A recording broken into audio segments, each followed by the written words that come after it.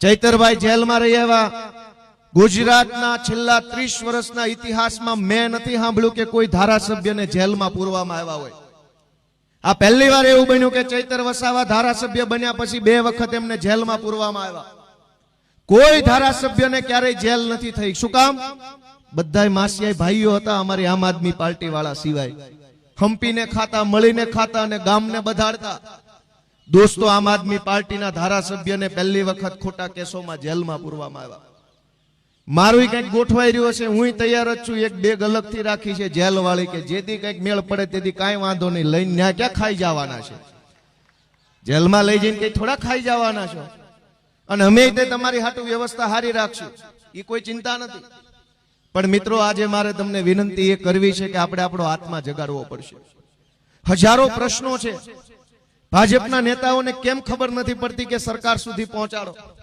હું જ્યારે ધારાસભ્ય બન્યો નવો ત્યારે મને એમ થયું કે હું આ પ્રશ્ન ગાંધીનગરમાં સરકારને કહીશ ને ખેડૂતનો આ પ્રશ્ન સરકારને કહીશ ને ખેડૂતનો ઓલો પ્રશ્ન સરકારને કહીશ। મેં આખું લિસ્ટ બનાવેલું મારા કોમ્પ્યુટરમાં કે આ જમીન માપણીનો પ્રશ્ન મુખ્યમંત્રીને રજૂ કરીશ।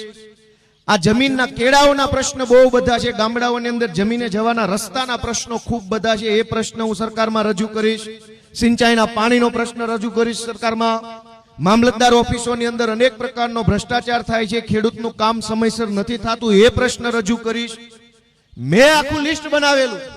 પણ જેવો હું ધારાસભ્ય તરીકે ગાંધીનગર ગયો તો મેં જોયું કે ભાઈ અહીંયા સરકાર બરકાર જેવું કાંઈ છે નહીં, આ તો સર્કસ છે। અહીં તો સર્કસ હાલે છે। 1.5 વર્ષે નવા મંત્રી આવી જાય છે, કોઈ મંત્રી બંત્રી નથી, કોઈ મુખ્યમંત્રી નથી, બધું સર્કસનો ખેલ છે।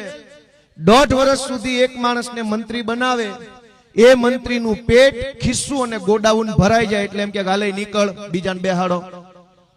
આવી રીતે મંત્રીમંડળ હાલે, તમે રજૂઆત કોને કરવા જાઓ?